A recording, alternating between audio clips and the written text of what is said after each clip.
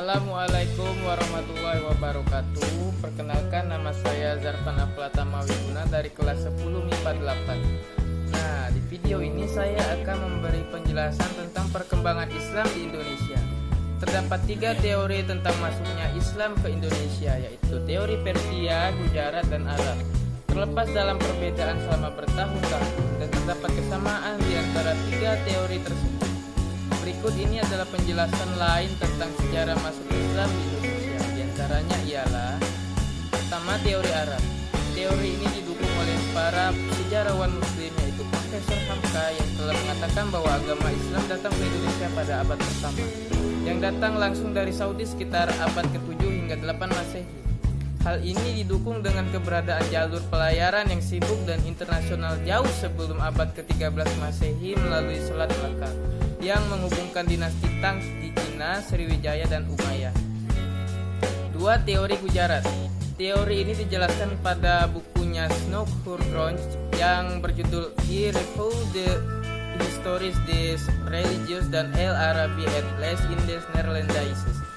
Berikut ini merupakan penjelasan yang terdapat dari buku tersebut. Pertama, hubungan dalam perdagangan jangka panjang antara wilayah Indonesia dan pada wilayah India. Kedua, tidak banyak fakta yang menjelaskan dalam peran orang Arab yang telah menyebarkan Islam di berbagai Nusantara. Yang terakhir, terdapat tulisan yang tertua tentang agama Islam di Sumatera yang memberikan gambaran tentang hubungan antara Sumatera dan Gujarat. Teori ketiga yaitu teori Persia. Teori ini dipelopori oleh P.A. Hussein Jajaningrat. Bukti keberadaan teori ini yaitu budaya Persia terasa seperti model arsitektur dan sebagainya pada komunitas Islam di Indonesia. Nah, perkembangan agama Islam yang telah masuk ke Indonesia tentu saja dapat mengubah budaya di Indonesia. Budaya lokal yang sudah ada di Indonesia sejak lama mulai berubah dengan budaya Islam. Pada saat itu, ajaran dalam agama Islam di wilayah Indonesia mudah diterima karena disebabkan dengan adanya beberapa faktor. Di antaranya ialah ajaran dalam agama Islam begitu sederhana, yakni mulai mudah untuk dimengerti dan mudah diterima.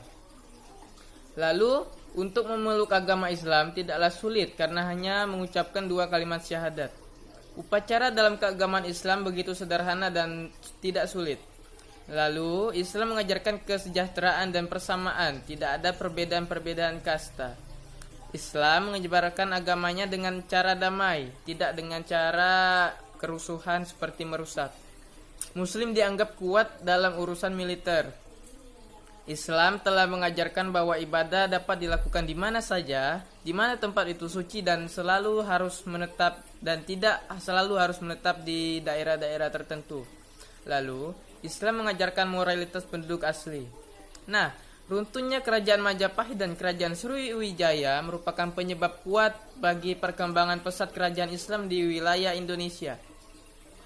Tidak hanya disebarkan oleh para pendatang dan pedagang Muslim, tetapi seiring berjalannya waktu, kerajaan Islam bangkit dan mencapai masa kejayaan mereka.